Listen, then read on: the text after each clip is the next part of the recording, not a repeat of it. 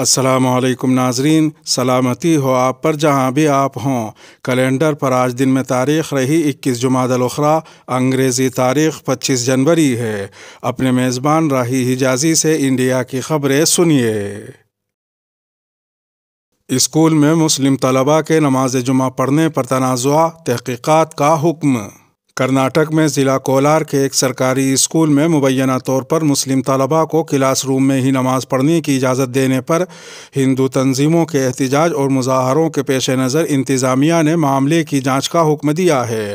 Deputy commissioner Amish Kumar نے معاملے کی تحقیقات کا حکم دیا۔ ہندو تنظیموں نے اس سرکاری اسکول کے سامنے مظاہرہ کیا تھا اور اس کے ہیڈ ماسٹر کے خلاف کارروائی کا مطالبہ کیا، جنہوں نے مسلم طلباء کو جمعے کے روز کلاس روم میں نماز پڑھنے کی اجازت دی تھی۔ ہندو شدت پسند تنظیموں نے اس معاملے میں ڈپٹی سپرنٹینڈنٹ آف پولیس کو ایک میمورنڈم بھی پیش کیا۔ انہوں نے الزام لگایا کہ اسکول مذہبی پروپیگنڈے کو فروغ دے رہا ہے۔ سوشل میڈیا پر ایک ویڈیو وائرل ہونے کے بعد ہندو تنظیموں نے اس واقعے کا نوٹس لیا، جس میں مسلم طلباء کے ایک گروپ کو کلاس روم میں نماز پڑھتے ہوئے دیکھا جا سکتا ہے۔ اس معاملے میں ہیڈ ماسٹر نے وضاحت کی کہ انہوں نے مسلم طلباء کو نماز ادا کرنے کی اجازت اس وجہ سے دی تھی تاکہ مزید مسلم طلباء کو اسکول میں داخلہ لینے کی ترغیب دی جا سکے۔ اس کے علاوہ اس کا کوئی دوسرا مقصد نہیں تھا۔ تبلیغی جماعت پر مارچ میں سنوائی کرے گا سپریم کورٹ۔ سپریم کورٹ نے کہا ہے کہ وہ تبلیغی جماعت سے متعلق معاملے کی آگے کی سنوائی مارچ کے دوسرے ہفتے میں کرے گا۔ جسٹس اے ایم خانولکر کی سربراہی والی بینچ نے ملیشیا کے ایک 24 برس کے شہری کی طرف سے پیش ہونے والے ایڈوکیٹ شعیب عالم کی جانب سے اس معاملے کو جلد نپٹانے کے سلسلے میں دیے گئے دلائل سننے کے بعد اس کی سنوائی مارچ کے دوسرے ہفتے میں فہرست بند کرنے کی ہدایت دی۔ اس معاملے میں اپنا جواب دائر کرنے کے لیے 6 تاریخیں لے چکی مرکزی حکومت کا موقف رکھنے والے سالیسٹر جنرل تشار مہتا نے بھی معاملے کو جلد نپٹانے کا مطالبہ کیا۔ سپریم کورٹ نے کہا کہ معاملے کا جلد نپٹارا یقینی بنانے کے پیش نظر ملیشیا کے شہری کو پٹنہ ہائی کورٹ میں عرضی دائر کرنے کی آزادی ہے۔ سپریم کورٹ نے مزید کہا کہ ہمیں امید اور یقین ہے کہ پٹنہ ہائی کورٹ شکایت سے مناسب ڈھنگ سے نمٹے گا۔ ہم مارچ 2022 کے دوسرے ہفتے میں کلیدی معاملے کو فہرست بند کرنے کی ہدایت دیتے ہیں۔ غور طلب ہے کہ تبلیغی جماعت پر انڈیا میں کووڈ-19 پھیلانے کے الزامات عائد کیے گئے تھے۔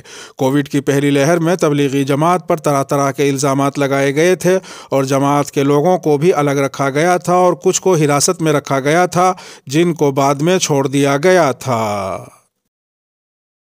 دہلی کی عدالت نے شرجیل امام کے خلاف بغاوت کے الزامات طے کر دیے۔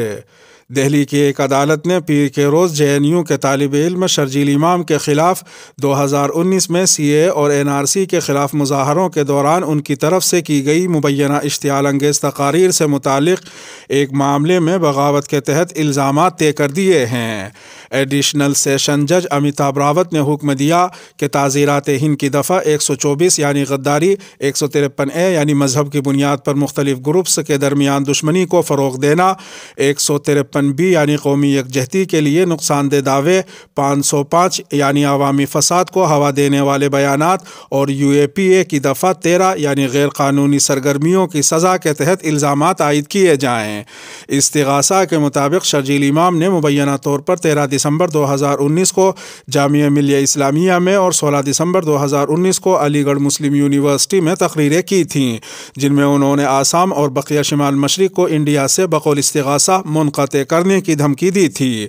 اس سے پہلے اپنے دفاع میں شرجیل امام نے عدالت میں کہا تھا کہ وہ دہشت گرد نہیں ہے اور ان کے خلاف قائم کیا گیا مقدمہ قانون کے ذریعے قائم کردہ حکومت کے بجائے بادشاہ کے تازیانے کی طرح ہے، جبکہ استغاثہ نے دعویٰ کیا تھا کہ شرجیل امام کی تقریر کے بعد پرتشدد فسادات بھڑک اٹھے تھے۔ شرجیل امام جنوری 2020 سے عدالتی حراست میں ہیں۔ حج 2022 فارم جمع کرنے کی آخری تاریخ کا اعلان۔ حج 2022 کے لیے درخواست فارم جمع کرنے کی آخری تاریخ حج کمیٹی آف انڈیا نے 31 جنوری 2022 بروز پیر مقرر کی ہے۔ دہلی اسٹیٹ حج کمیٹی کے چیئرمین مختار احمد نے اس سلسلے میں اپنی پریس ریلیز میں بتایا کہ درخواست گزار عازمین کے پاس 31 جنوری 2022 تک کی تاریخ کا جاری کیا ہوا مشین ریڈیبل پاسپورٹ ہونا ضروری ہے۔ انہوں نے مزید کہا کہ حج کمیٹی کی جانب سے حج منزل ترکمان گیٹ آصف علی روڈ نئی دہلی پر درخواست گزار دار عازمین کے لیے آف لائن فارم بھرنے، جمع کرنے اور اس سلسلے میں مہیا سہولیات بدستور جاری رہیں گی۔ کسی بھی پریشانی کی صورت میں دہلی اسٹیٹ حج کمیٹی کے فون نمبر پر بھی دفتری اوقات میں رابطہ قائم کر سکتے ہیں۔ اس کے علاوہ اپنے گھر سے حج کمیٹی آف انڈیا کی ویب سائٹ www.hajcommittee.gov.in اور گوگل پلے اسٹور کے تحت موبائل ایپ حج کمیٹی آف انڈیا پر بھی حج فارم آن لائن بھرا جا سکتا ہے۔ چیئرمین مختار احمد نے بتایا کہ حج 2022 کے لیے انڈیا سے عازمین کی روانگی کے قوی امکانات ہیں اور اسی کو دھیان میں رکھتے ہوئے دہلی اسٹیٹ حج کمیٹی نے اپنی تیاریاں شروع کر دی ہیں۔ انہوں نے یہ بھی کہا کہ ابھی انڈیا اور سعودی عرب کے مابین کوٹے کے تعلق سے معاہدہ ہونے کا انتظار ہے۔ انڈیا کا حج کا کوٹا مقرر ہونے کے بعد قرآن اندازی کو حتمی شکل دی جائے گی۔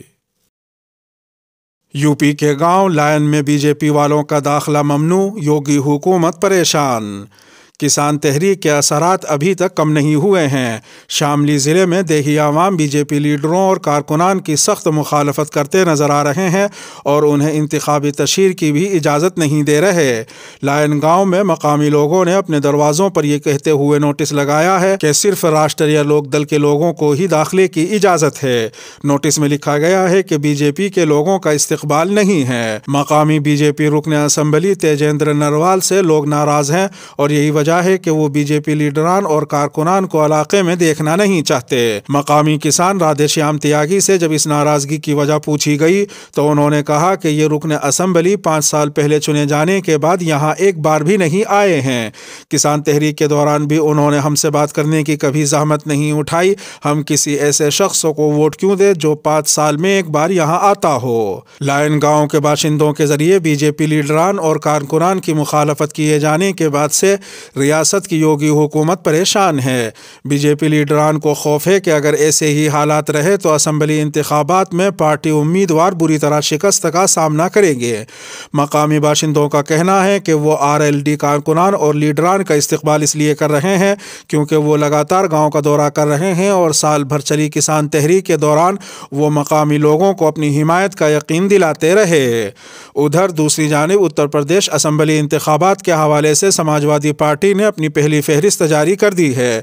پہلی فہرست میں 159 امیدواروں کے نام شامل ہیں۔ اس فہرست میں اکھلیش یادو کا نام بھی شامل ہے۔ اکھلیش یادو مین پوری کے کرہل سیٹ سے الیکشن لڑیں گے۔ دوسری طرف ایس پی کے قداور لیڈر اعظم خان کو پارٹی نے رامپور سے میدان میں اتارا ہے جبکہ ان کے بیٹے عبداللہ اعظم سوار سیٹ سے الیکشن لڑیں گے۔ سماجوادی پارٹی نے کیرانہ سیٹ سے ناہید حسن کو ٹکٹ دیا ہے جو کہ گزشتہ کچھ دنوں سے خبروں میں ہیں۔ پارٹی نے سوامی پرساد موریا کے بیٹے کو ٹکٹ نہیں دیا جو حال ہی میں بی جے پی چھوڑ کر سماجوادی پارٹی میں شامل ہوئے ہیں۔ ان کی جگہ منوج پانڈے اونچا ہار سے اپنا دعویٰ پیش کریں گے۔ مجلس اتحاد المسلمین نے دیوبند سے مدنی خان وادے کے عمیر مدنی کو امیدوار بنایا۔ آل انڈیا مجلس اتحاد المسلمین نے دیوبند اسمبلی حلقے سے مدنی خاندان کے چشم و چراغ عمیر مدنی کو ٹکٹ دے کر ایک بڑا انتخابی داؤ چلا ہے جسے سماجوادی پارٹی کو بڑا جھٹکا لگ سکتا ہے۔ پیر کے روز لکھنؤ سے جاری فہرست میں آل انڈیا مجلس اتحاد المسلمین نے 6 امیدواروں کے ناموں کا اعلان کیا جس میں عمیر مدنی کو دیوبند سے ٹکٹ دیا گیا ہے۔ واضح رہے کہ عمیر مدنی جمعیت علماء ہند کے سابق قومی صدر مولانا اسد مدنی کے پوتے، اتراکھنڈ کے سابق وزیر مولانا مسعود مدنی کے بیٹے اور جمعیت علماء ہند کے ایک دھڑے کے موجودہ قومی صدر مولانا محمود مدنی کے سگے بھتیجے ہیں۔ ادھر دوسری جانب عمیر مدنی نے اپنے بیان میں کہا کہ مسلمانوں کو اپنی قیادت کو مضبوط کرنے کے لیے سیاسی میدان میں آ کر انتخابات میں حصہ لینا ہوگا، اسی وقت پسماندہ طبقات کو ان کے آئینی حقوق حاصل ہو سکیں گے۔ سیاسی مبصرین کا کہنا ہے کہ اسد الدین اویسی نے دیوبند میں مدنی خاندان میں یہ ٹکٹ دے کر بڑا داؤ چلا ہے، جبکہ بعض تبصرہ نگاران نے طنز کا سہارا لیتے ہوئے کہا کہ جنہیں یو پی میں داخل ہونے سے روکا گیا وہ گھر میں داخل ہو گئے۔ اس بارے میں آپ کی کیا رائے ہے؟ آپ اپنی رائے تبصرے کے خانے میں یا کومنٹ باکس میں ہم سے شیئر کر سکتے ہیں۔ اس کے ساتھ ہی انڈیا کی خبروں کا اختتام ہوا۔ ویڈیو کو آخر تک ملاحظہ فرمانے پر شکریہ، اور اگر عالمی خبروں والی ویڈیو آپ کی نظر سے نہ گزری ہو تو وہ ویڈیو آپ کی اسکرین پر نمودار ہو رہی ہوگی۔ تھم نیل پر ٹچ کر آج کی عالمی خبریں بھی سن سکتے ہیں۔ اپنے میزبان راہی حجازی کو اب دیجیے اجازت۔ سلامتی ہو آپ پر جہاں بھی آپ ہوں۔